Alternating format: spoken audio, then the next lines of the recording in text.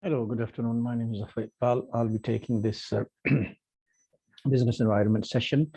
Today we're going to look at the LO3, which is learning outcome number 3, to understand the impact of marketing environment on organizations. This is the third session on the regular sessions on the business environment topic or subject. So today what we're going to cover is the L03 or LO3 as it's called, supply and demand. We're going to look at the supply and demand and kind of look at the market system, how these systems affect supply and demand or supply and pricing decisions in the marketplace. Okay, some of those, we will start some of those factors like pastel factors, right, which is main factors affecting the market. PESTEL stands for, as you probably remember, PESTEL stands for political, economic, social, technological, legal, and environmental factors. These are external to the organization, and we must be able to look for these factors, and the businesses are affected by these PESTEL factors. Political factors such as current tax policies, government stability, or the political stability in an in the country will affect the policies in that particular country. And economic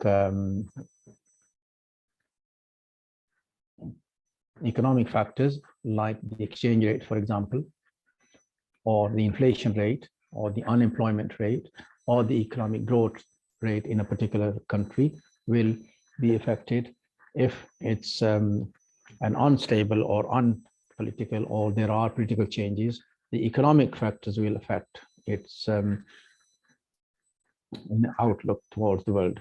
Okay, so this is the second factor that's affecting.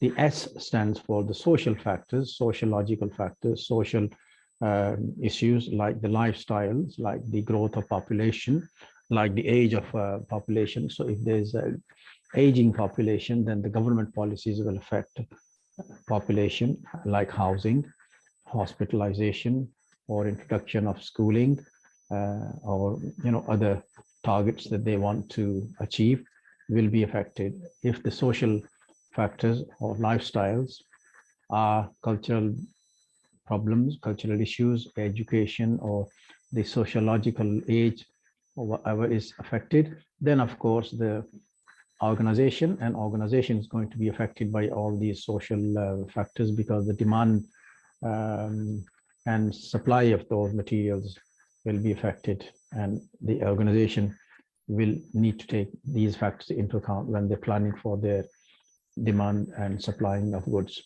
Technological factors like the introduction of new technology or implementation of technology into their business will affect a company, will affect an organization. Organizations that stay behind, that are lagging behind the technology, will of course suffer. And if they don't introduce technology, if they don't keep up with the latest developments in research and technology and development and so on, automation and security or internet availability and internet introduction, or the technology into their organizational changes, they will be of course affected, and the organization must take into these consideration the impact of technology on their business. Okay, the fifth factor, which is the legal factor, or the legal implications of, say, for example, introduction of new laws into the country will affect an organization's behavior, or its introduction of some kind of laws into their organization. So the legal implementation, the legal barriers, the legal law, the strictness of the law will affect business. Business must take into consideration how the law is going to be affecting their employees, how the law is going to cause a problem for the implementation, say on Sex Discrimination Act or Employment Act or Minimum Wages Act or the health and safety laws, how does it affect the business? Then, of course, it's very important that the business takes into account these legal issues. Otherwise, it's very hard for them to survive if they don't take any consideration of the law. Okay, the last factor which the business must consideration or that's affected by the factor that affecting a business is the environmental issues, the surroundings, the impact of global warming, for example, or the impact of environmental issues, or the problems such as climate change and the weather changes, or pollution, for example, or recycling, or other issues connected with the environmental issues. They affect the organization. So therefore, these all pestle factors must be taken into consideration when we planning, when an organization plans, when they have to introduce some kind of products, when they have to make sure that they follow the pestle issues. Okay, so this is very important. Internal analysis also affect an organization. However, because we are talking about the external market factors, which is the topic of today, which we look at here, which is the understand the impact of the market environment. So we are looking at the market environment on organization, which affects mostly the external and also some elements of internal as well.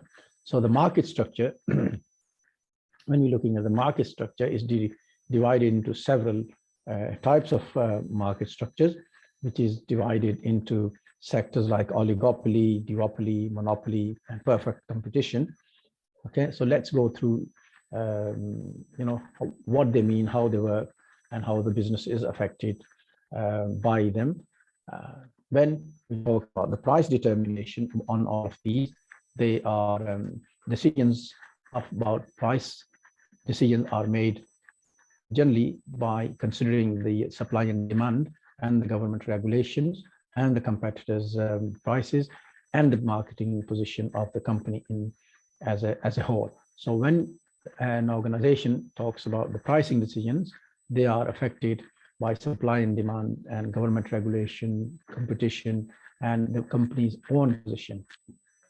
Okay, pricing is further affected by marketing, by promotion, by the marketing mix, so-called P's, as we talked about, or the price, product, place, and promotion, which is 4 P's, which is very important.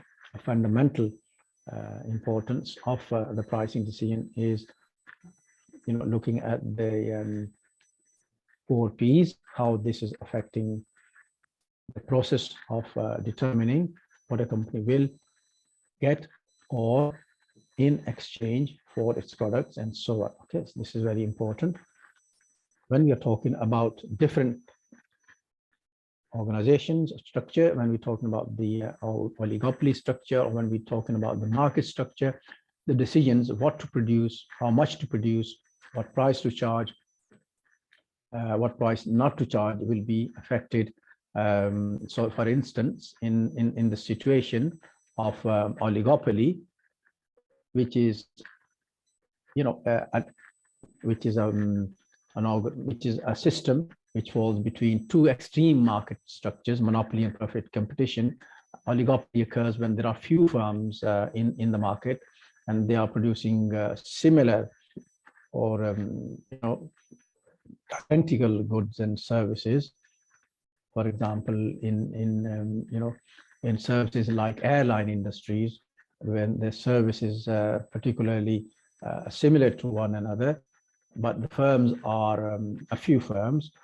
Okay, that's known as duopoly, which means that there are a smaller number of competing firms, but they can, or a few firms competing with each other, and their marketing decisions are interdependent. One, i.e., one firm takes one action and the other reacts to it, and one drops the price and the other starts to behave a similar fashion. Okay, so this is very important. So the pricing, setting the pricing is dependent upon the decision of another firm. Okay, it's very important that to take this into consideration. The duopoly or oligopoly decision making is very important. Examples of duopoly is like firm called Visa or MasterCard. These are two bigger firms which are controlling a lot of payment processing market in the world. They are known as the duopoly because there are two of them, right? So it's very important that we must know, or the firm knows how to behave. Another example of duopoly is like Pepsi and Coca-Cola, who are the two major firms in shareholder in the soft drink market. They are affecting the prices, they're affecting the market. They are the dominant people in the drinks market, and they are affecting the pricing, they're affecting the decisions, and they're under the output decision, they affect the markets because the number of firms is limited. There are only two of them, and there are only they're only dominating the firm, which is controlling a lot of market between themselves. So therefore it's important that they, when they charge prices, they are charging the prices that are affordable by people, but sometimes they can charge amount of amount of charges they can, depending on their production or their costs, and they charge what they think it's reasonable. So the market is affected by their decisions, which is we must take into consideration. Another example of duopoly is Airbus and Boeing, for example. These are duopolies in the commercial jet airline market, and they produce goods and under monopolies, under a duopoly situation. So you must make sure that the duopoly is taken into consideration when making decisions, because under these the goods are similar, but the barriers to entry are quite high because of various reasons, i.e. the cost of investment and the similarity of product. Maybe the cost of setting up the business is very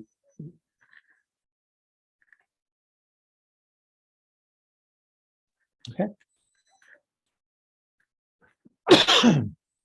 Another system, another pricing structure we can talk about is the monopoly.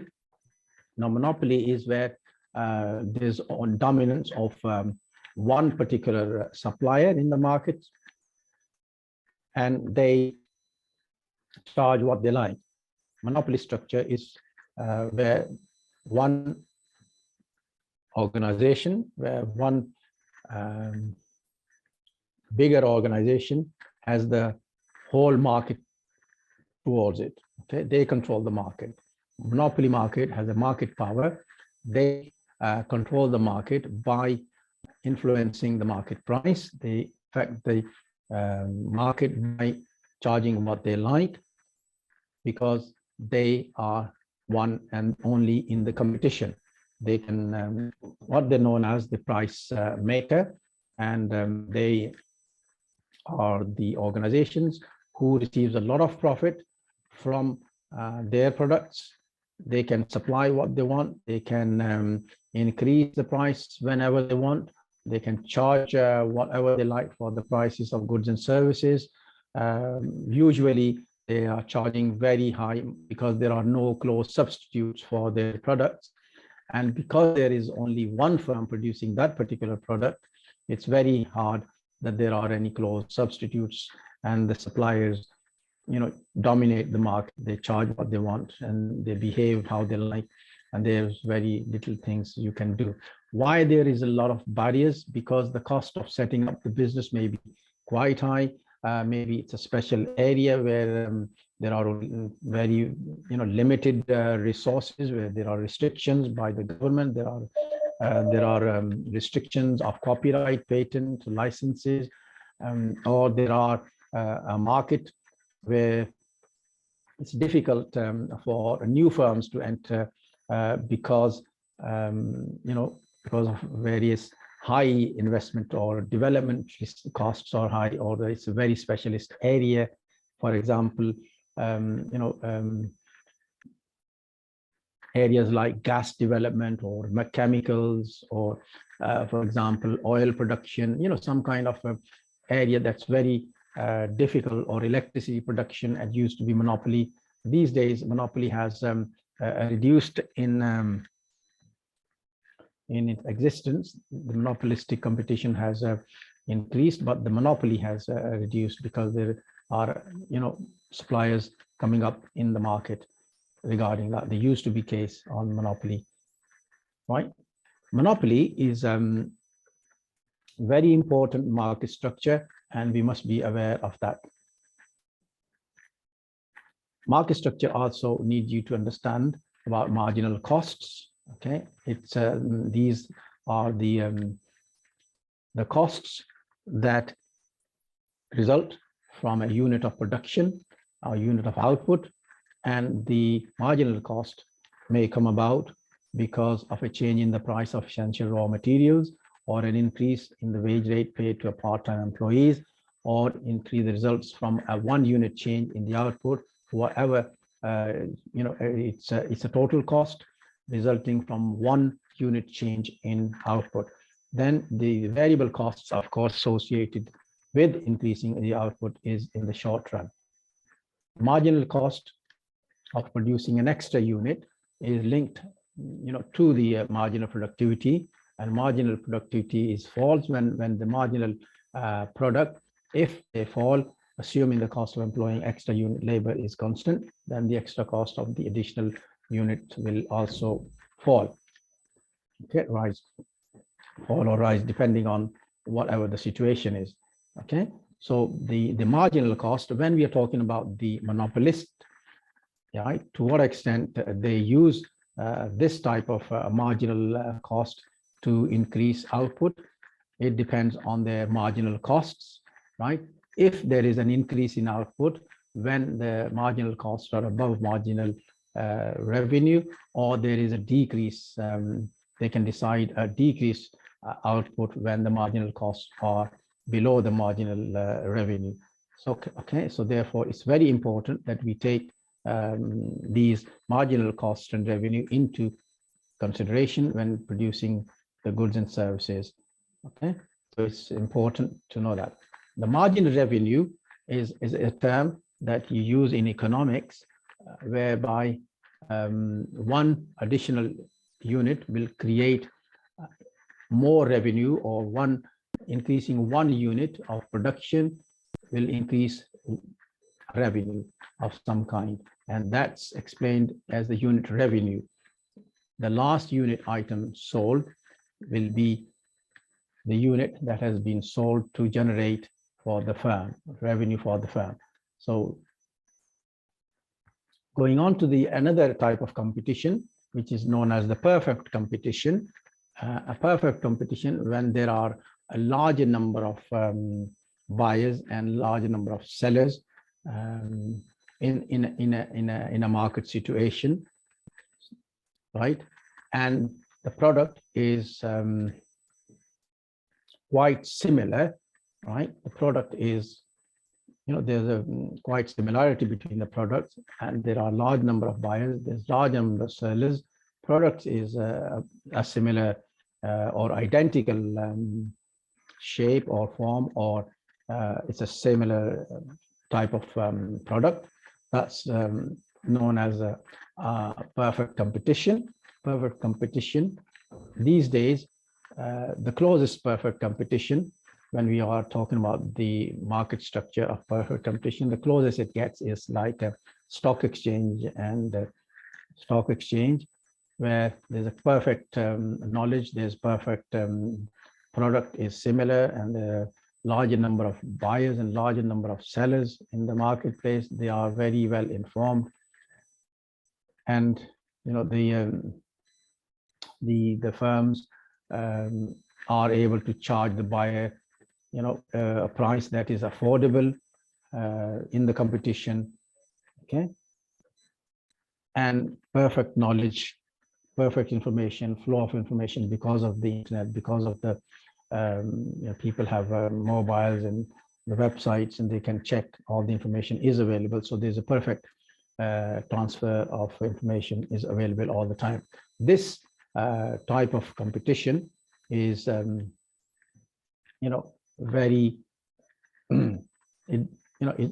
it varies in sector to sector, but the example as I gave you is a perfect example, like the stock exchange, or this is example of what you call them, agriculture sector. This is where perfect knowledge exists, and there are other auction type markets which are having a similar type of perfect competition. Okay, so when we are talking about market structures, we are talking about duopoly, we are talking about perfect competition, we are talking about oligopoly. Okay, now coming back onto your assessment criteria, which is 3.1, which is to analyze the impact of supply and demand on prices of goods and services in markets. We are talking about, we need to know what is the, first of all, we need to know what is the supply and what is demand, right? And then we can look at the impact of both of these factors, supply and demand, on prices of services and goods. So let's look at the demand for goods and services first. Now, demand is a term that is used by economists to refer to some kind of goods and services bought by people, or they willing to buy these goods and services at a particular price in time. So therefore, the demand, i.e., what people want and what are they willing to pay for that particular price, is known as demand. Now, there is a difference when you're talking about demand. There's a difference between needs and wants. Now, needs are some kind of very necessary products, and wants are something that are products that you would like to have. So ones, for example, needs are like necessary goods that you have to have, otherwise you can't survive without them. And the wants are goods and services that you can survive without. So for example, needs like food, for example, we need food and water and clothing and everything else. This is a very important products. We can't stay without those needs, necessary goods.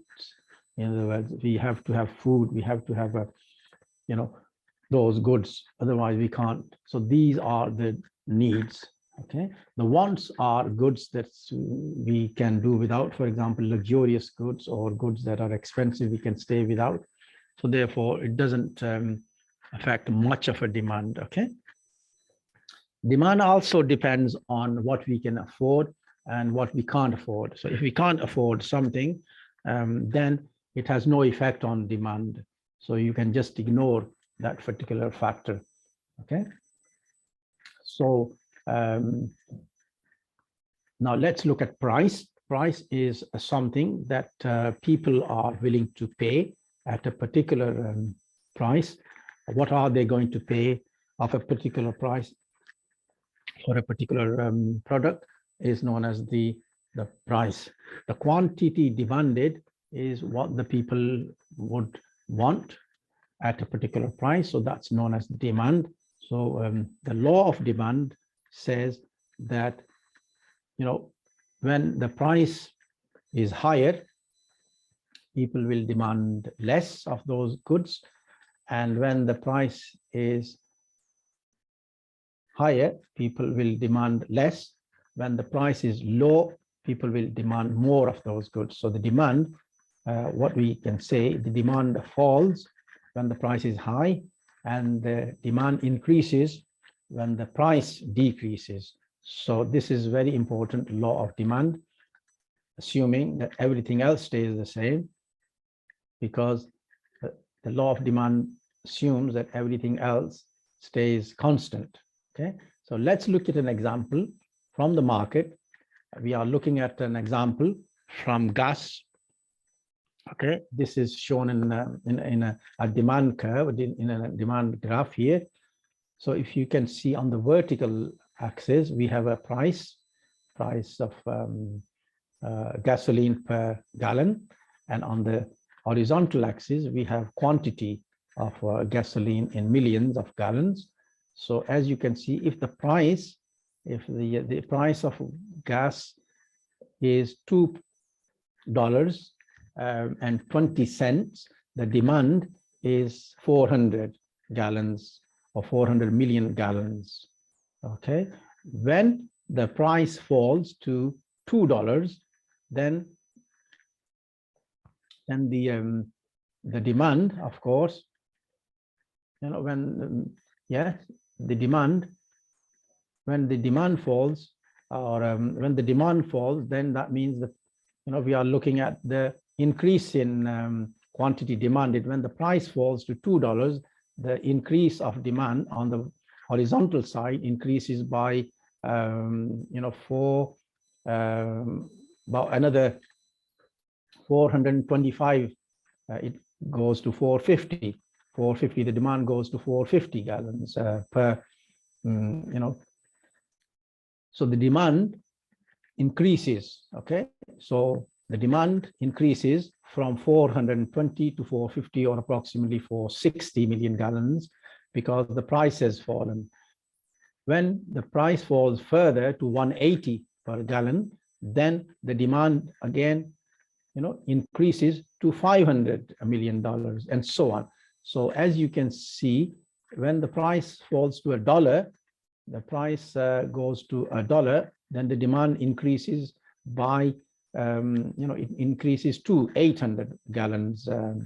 So therefore, there is an increase in demand when there's a fall of a price. So the demand curve moves from the left to the right.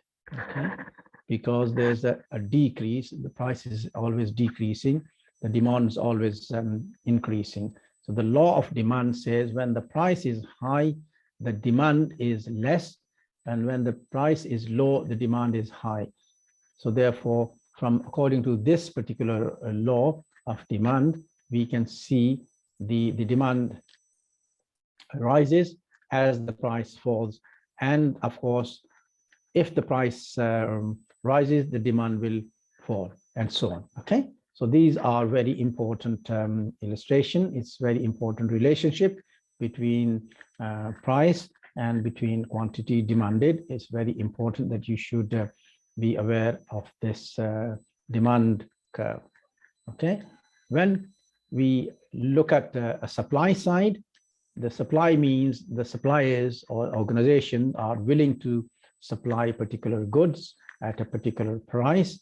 For example, if we want to see the relationship between what is the good supplied and what will be this demand supply, the law of supply says as the price increases, the amount of goods supplied onto the market will also increase, because people or the organization want to increase their profit. And if the price of that particular good falls, the economists assume that the law of supply assume the suppliers will contract their supply and supply less onto the market, because they don't want to flog the product at a cheaper price, because it will affect their decisions, it will affect their price profits, and so on. So look at this supply graph. We have a graph which shows the law of supply against using the market for gas. So if you look at the same product, but from the supplier's viewpoint, we can see that if we have a price of $1, right, the suppliers are going to supply us 500 million gallons of gas. But if the price shoots up to $2.2 per gallon, then they are willing to supply us more, and that is about 720 million gallons of gas, which shows that they are willing to supply us more and more. And then you have all these supply points in the middle, and so on. We got 1.2 and 1.4 and 1.6 and 180 and $2. So you can see the effect of price increases, the supply increases, the price increases, the supplier are willing to supply more of these goods. Okay, so this is what the law of supply shows. The lower the price, the lower the supply. The higher the price, the higher they're willing to supply. So the supply side moves from the left towards the right. Okay, and this is important, and you need to be aware. So the supply side slope moves from the left to the right hand side, and vice versa if the decrease in price, and so on. Okay, so you should be aware how the supply sides behave and how the demand sides behave. When we join them together, when we join the supply and demand together, and where they intersect, i.e. where the suppliers and where the buyers meet together, and they are willing to buy and supply a product at a particular price where they both agree, the market agrees to buy and sell, that's known as the equilibrium price. So if you look at this graph, the supply, we said, moves from the left towards the right, and the demand moves from the left down towards the right. So where these two suppliers and demanders, or they meet, i.e. the public or the producers and the buyers, where they both meet, which is at 1.4, and the demand is 600, and the suppliers are willing to supply this particular product at 140. When they both agree at a 600 gallons of supply and demand, and the price is 140, this is known as the equilibrium price. Okay, these both agree at that particular price, because this is where they meet, this is where they agree, this is where the supply and this is where the demand together, they are willing to buy and sell in a particular market. Okay, this is because of the interaction of both buyers and sellers. Okay, however, you need to be aware of the excess of supply, because if the price is high, suppliers are willing to sell more, but buyers are willing to buy less. So therefore, there is an excess of supply onto the market. There is more products on the market than people are willing to buy. So as a result, as an excess of result or surplus of results, price starts to fall, right? But it doesn't fall that much, because there is excess demand. And if there is an excess of demand, people are willing to pay a little bit higher. So when they are willing to go to a market and they want to pay for a little bit higher of a product, but the suppliers are willing to sell less, so therefore there is a natural negotiation, there's a natural interaction between buyers and sellers, and they will haggle and they will negotiate a price where they both meet, and they meet between a point where they are willing to buy and sell a product. So this is where they call an equilibrium price. Below the equilibrium price, there is excess demand, and above the equilibrium price, there is an excess of supply. But when the price and suppliers meet, and that's known as the equilibrium price. Okay, so 3.1, when you're looking at 3.1, which is here, what's saying impact, okay, of supply and demand on the prices of goods and services. So we need to look at the equilibrium price. We need to look at how the effect of an increase in or prices affect the demand, and supply affects the demand or supply of a product. So we should really be looking at supply and demand from this particular angle. And where they both meet, you should have the impact like equilibrium. This is the impact where both supplier and buyers are willing to buy and supply the goods at a particular price. This is what we are looking at, the 3.1, the impact of the buying and selling on particular good.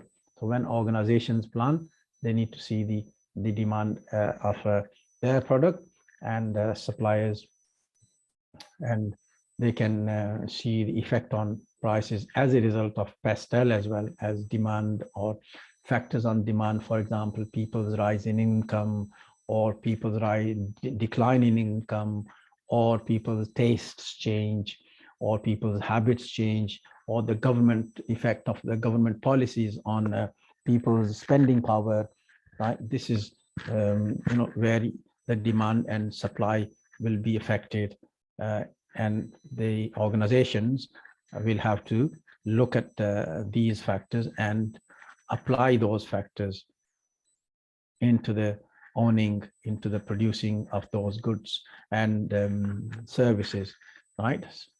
Okay. So if you look at this particular slide, this is what I was talking about: taxes and subsidies, and people's impact on income, and people's income on prices or regulating the market, and the government intervention. So the factors that are outside the control of an organization affect the supply and demand of particular goods and services. Okay.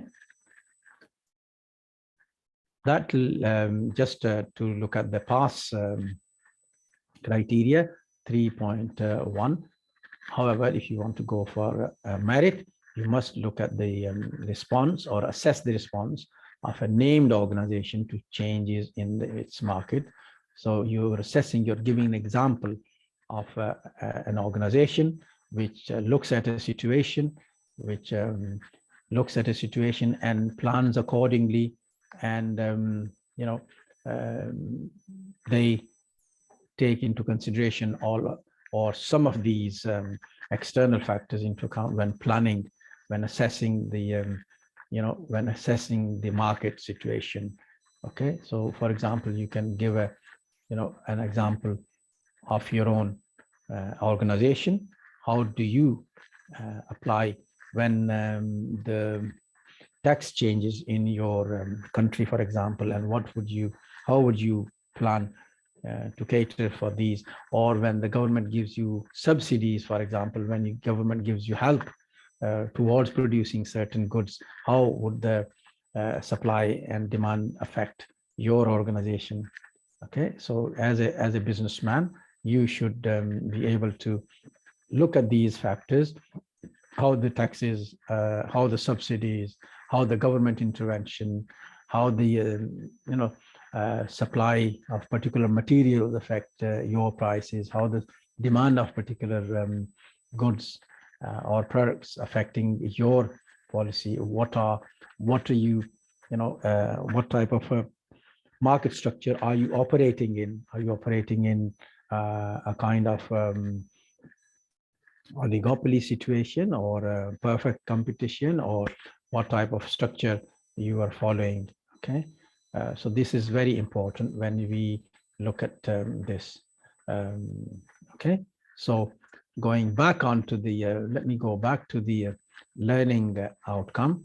The learning outcome is to understand the impact of market environment on organization. So the impact of market environment on organization depends on many things, like supply, like demand, like government taxes, like government subsidies. Now, subsidies are given by the government to organizations as a help towards producing goods and services. Taxes are a kind of punishment, or a kind of what you call them, and the taxes are a kind of a fine on organizations where must they pay, but that increases the price of goods and services. The subsidies will reduce the price of goods and services, and therefore that will have effect on the demand and supply of goods. Okay, that will affect the market regulation. This will affect the state of the state of the market when you're planning intervention, when the government or when the government introduces taxes or subsidies, that will affect market situation.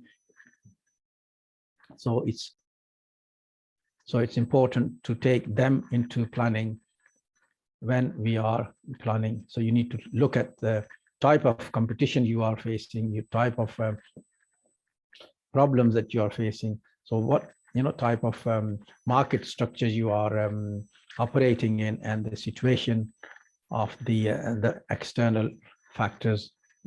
Okay. So what we talked about in this lecture, we initially talked about the market structure. We initially talked about the external factors affecting the market structure. Depends on external factors.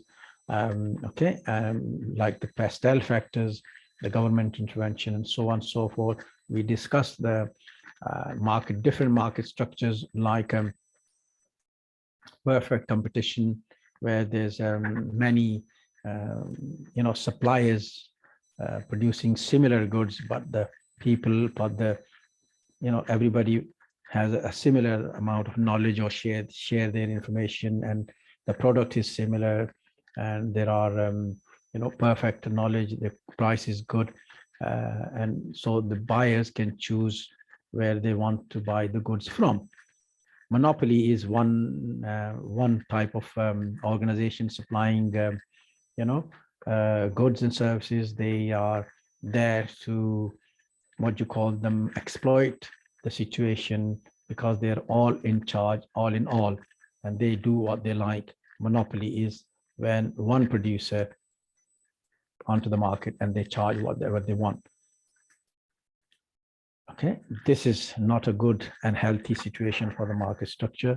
So in between monopoly and perfect competition, there's a type of market structure which is called duopoly and oligopoly. So on one end you got a monopoly, on the other hand you got perfect competition. In the middle there's oligopoly and duopoly. So if you draw a line and write monopoly on one side and write perfect competition towards the other side, you have something in the middle which are known as a duopoly and oligopoly, and you can find different examples of duopoly and oligopoly. Now, duopoly are a kind of two firms operating in a market, in a similar market, in producing similar goods and services, and charging about similar prices, whereas oligopoly are a few producers, a few firms in the market, and the product is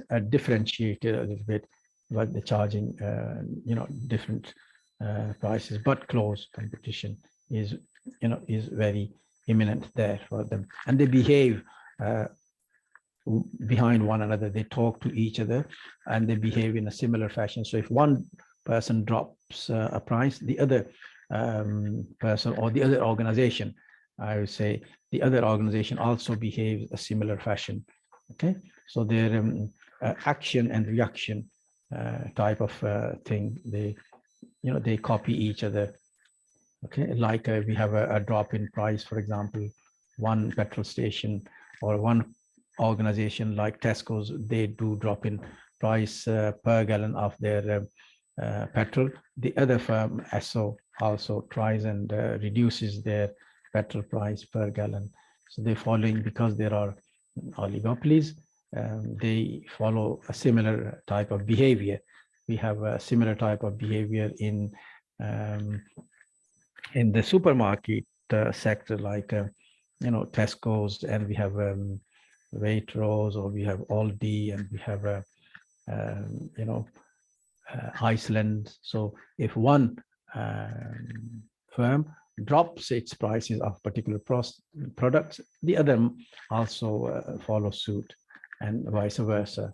Okay, so what we discussed today, you need to be aware of the reaction, you need to be aware of the supply, you need to be aware of the demand, you need to be aware of the social factors, you need to be aware of a drop in population, for example, increase in population, drop in price, increase in price, and behavior of all these external factors, and that will impact the market environment as a whole. So when you're planning, when you're looking at the business environment, when we are looking at the environment, the organization must take these factors into account for planning their strategy, planning their marketing, planning their production, for example, planning their human resources, all the planning their, long-term planning, strategic planning, and so on. So it's very important that the organizations take all these factors into considerations. Okay. Now, concluding, concluding this, you can read, there are books, there are materials on your Moodle. You can read particular books on economics, or you can read on something on market supply and demand. You can go and look for articles on different different economists, for example, or the Financial Times, or the articles on open text bc.ca. You can look at the Moodle on in your own time. You can have a browse through journals. You can look at various economic books, and all these principles of economics, or demand and supply and equilibrium, will be explained in there. Okay.